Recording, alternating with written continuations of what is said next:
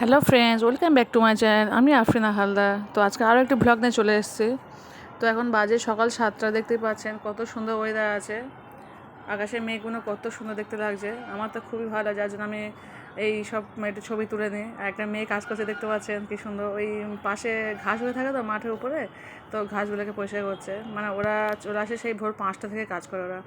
তো আমি চলে এসেছি রান্নাঘরে, থালা বাসনগুলো সব মেরে নিয়ে এসেছি, দেখতে পাচ্ছেন। আর কিছু জামাকাপড় খেয়েছিলাম, যে আমি ছাদে মেরে দিয়ে এসেছি, ওটা শ্যুট করতে পারিনি।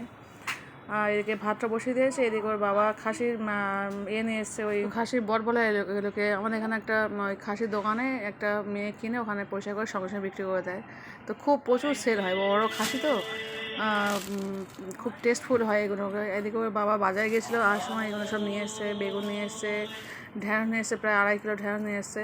তো বেশি নিয়ে এসে এদিকে আমি আদা রসুন সব পেস্ট করবো বলে হামানদিস্তা নিয়েছি। বাট ওর বাবা বলে না, এটা সুন্দর করে রান্না করতে হবে, আদা হামানদিস্তা করো না, তুই আবার শিলনোড়াতে পেশো।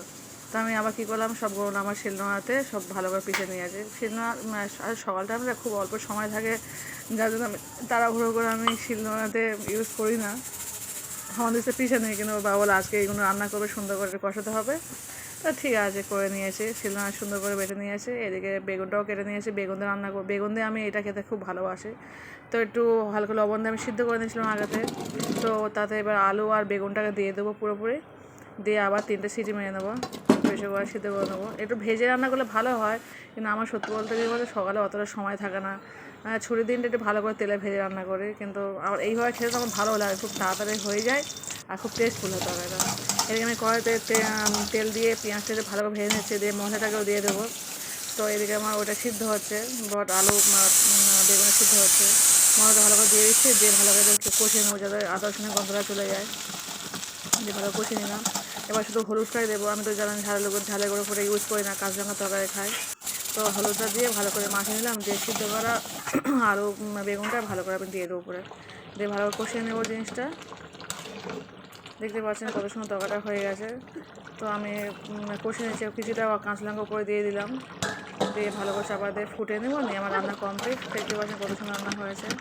আর এদিকে ছেলে ঘুম থেকে উঠেছে, ছোটো ছেলে ঘুম থেকে উঠেছে, ও খাবে করছে। তো ওর জন্য একটু ম্যাগি বানিয়ে দিলাম, একটা ম্যাগি। ওকে ম্যাগি দিয়েছি, ম্যাগিটা ছেলের কাছে দিয়ে দিলাম, ওকে ম্যাগি দিয়েছি। এদিকে আমি 2টো ভাতও খেয়ে নিচ্ছি, কারণ প্রায় 9:30 বেজে গেছে। 9:30 সময় ভাত, আমার 9টার মধ্যে রান্না কমপ্লিট করতে হয়, 7 থেকে 9টার মধ্যে রান্না কমপ্লিট হয়ে যায়। আর এদিকে 9টার সময় 9:30টার মধ্যে আমার খেতে হয়। তো এদিকে ছেলেকে দিয়েছি, এদিকে আমার খেতে বসে গেছে। দেখতে পাচ্ছেন কত সুন্দর তরকারিটা হয়েছে, দারুণ খেতে লেগেছে, খুব টেস্টফুল হয় এই তরকারিটা। আমার হাজব্যান্ডও খুবই ভালো আছে। আমি যা রান্না করি না, এটা বেগুনের সাহায্যে রান্না করি, বেগুন দিয়ে বা হয়তো পটল দিয়ে, খুব ভালো লাগে, খুব টেস্টফুল হয় খেতে। আপনারা কারা কারা এই খাসির বট খান অবশ্যই কিন্তু আমার কমেন্টের মাধ্যমে বলবেন। তো আমি এখন খাওয়াটা শুরু করে দিচ্ছি। টাটা বাই, আমি খাচ্ছি, ঠিক আছে, ওকে।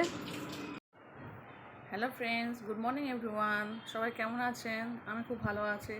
তো দেখতেই পেয়েছেন সকাল থেকে আমি কী করেছি। সকাল 7টা থেকে ব্লগ শুরু করেছি, কাজ করেছি, থাস মেরেছি, কিছু জামাকাপড় কিনেছি, বাট জামাকাপড়টা দেখাতে পারিনি, মেরে দিয়ে এসেছি, রান্না করেছি। তো আজকে ওর বাবা খাসির মাংসের পর নিয়ে এসছে। তো ওর বাবা ওগুলো খুব ভালোবাসে, মানে ওই কী বলে, খাসির মাংসের ভুঁড়ি এসব কী বলে, ওগুলো আমাদের এখানে না পরিষ্কার করে বিক্রি করা হয়, একটা মেয়ে পয়সা করেই বিক্রি করে। তো বাবা নিয়ে এসছে কালকে, তো আমি ফ্রিজে রেখে দিয়েছিলাম। তো আজকে সকালে রান্না করেছি। আর এদিকে বললাম বেগুনটা নিয়ে আসবে, বেগুন দিয়ে রান্না করবো। তো বেগুন দিয়ে রান্না করেছি, দারুণ খেতে লেগেছে। আমি এক্ষুনি জাস্ট খেয়ে আসছি। ছেলেকে এদিকে ম্যাগি খাইয়ে দিয়েছি, আমি ভাতটা খেয়ে নিয়েছি। তো আজকে সকাল থেকে না মনটা খুবই খারাপ, কারণ একদিকে আরজি কর নিয়ে হচ্ছে উই ওয়ান্ট জাস্টিস, একটা মেয়ের জন্য প্রতিবাদ করছে সবাই, মেয়েকে কেন ধর্ষণ করা হচ্ছে। আবার এইদিকে দেখুন, সেই মেয়ের জন্যই কত ছেলে মারা যাচ্ছে, কত মায়ের আঁচল খালি হয়ে যাচ্ছে। আজকে একটা মা তার মায়ের তো আজকে আমাদের এখানে না একটা ছেলে গলায় দড়ি দিয়ে মারা গেছে। ছেলেটি এই বিয়ে 3rd ইয়ার পড়ছে। তো সকাল থেকে শুনে সত্যি আমার খুব মনটা খারাপ। একটা মায়ের কাছ থেকে, একটাই ছেলে, 4 বোনের 1 ভাই, মানে বুঝতেই পারছেন কতটা আদরের। 4টে বোনের পরে মা খুব কষ্ট, মানে খুব আশা নিয়ে বাচ্চাটাকে মানুষ করেছে। সেটাই বিয়ে 3rd ইয়ার পড়ছে, সেটা একটা মেয়ের সঙ্গে প্রেম করতো। মেয়েটার সঙ্গে প্রেম করে এই 1-2 সপ্তাহ হচ্ছে মেয়েটার সঙ্গে ব্রেকআপ হয়ে যায়, মানে কোনো একটা কারণে। শুনলাম যতটুকু যে মেয়েটা অন্য কোনো ছেলের সঙ্গে প্রেম করছে, যার জন্য এর সঙ্গে ব্রেকআপ হয়ে যায়। তো ছেলেটি খুবই ভালো, খুব সুন্দর দেখতে, ছেলেটা লম্বা চওড়া, খুব সুন্দর দেখতে ছেলে, একটাই ছেলে মায়ের। তো মা কাছে সব কিছু গল্প করে, তো মা যতটুকু পারে বুঝিয়ে দেয় যে তুই যা পারিস কোনো করিস না, যা হয়েছে হয়ে যায়, তোকে অন্য জায়গায় ছেলে বিয়ে, ওর একটা বোন আছে, মা 4 বোন, 3 বোনের বিয়ে হয়ে গেছে, আর একটাই মাত্র বোন আছে, ওই বোনটার বিয়ে দেয়, তারপর ছেলেটাকে বিয়ে দেবে, এটা সে চিন্তাভাবনা করে রেখেছে বাবা মা। তো এইদিকে তার মধ্যেই কালকে রাত্রে এমন কি হয়েছে জানি না, কালকে রাত্রে বাবা মায়ের সঙ্গে সেটা ভাতও খেয়েছে, ভাত খাওয়ার পরে রাত্রে শুয়েছে, শোয়ার পর মনে হয় কিছু একটা হয়েছে, লাস্ট কল মনে মেয়েটা পাওয়া গেছে। তো এমন কি হয়ে জানা ছেড়ে আজকে সকাল 7টার সময়, আজকের এই সকাল 7টার সময় মা দরজা তারা ছিটকি দিয়ে আছে, খুলতে যাচ্ছে, দেখছে খুলছে না। তো মা খুব চিন্তা বলে খুলছে না কেন, বলে জোর করে যখন দরজাটা ঠেললো, মানে খুলতে তো পারছে না, যার জন্য ভেঙে দিচ্ছে। তো যখন দেখছে দরজাটা খুলছে না, তখন মা কী করলো, মা বাবা দুজনে মিলে দরজাটা ভেঙে দিল, দেওয়ার পর দেখছে ছেলে পুরো গলায় দড়িতে ঝুলছে, মানে তখন মারা গেছে পুরো। তো সেই যে সিনটা সত্যি প্রত্যেকটা মায়ের কাছে খুব দুঃখজনক, খুব কষ্টকর। আমি ভাবলেই তো আমার সকাল থেকে আজকে মনটা এত খারাপ যে আমি রান্নাবান্না করছি, সবার জন্য করতে হবে, কিন্তু আমার ভিতর থেকে যেন ক্যামেরাটা হচ্ছে যে একটা মা কী করে সহ্য করছে এই জিনিসগুলো। আর এদিকে দেখুন একটা মেয়ের জন্য ছেড়ে চলে গেল। আজ কী দেখা, এত আজ প্রায় 7-8 বছর প্রেম, সেই 11 না 12 থেকে ওদের প্রেম শুরু হয়েছে, প্রায় 5-6 বছর হয়ে গেছে। তো সেখান থেকে হঠাৎ 2-3 মাস হচ্ছে, 2-3 মাস হচ্ছে গন্ডগোল হচ্ছে ওদের মধ্যে, মেয়েটা অন্য জায়গায় প্রেম করছে, এই নিয়ে একটা গন্ডগোল হচ্ছে মার কাছে যতটুকু শুনেছি।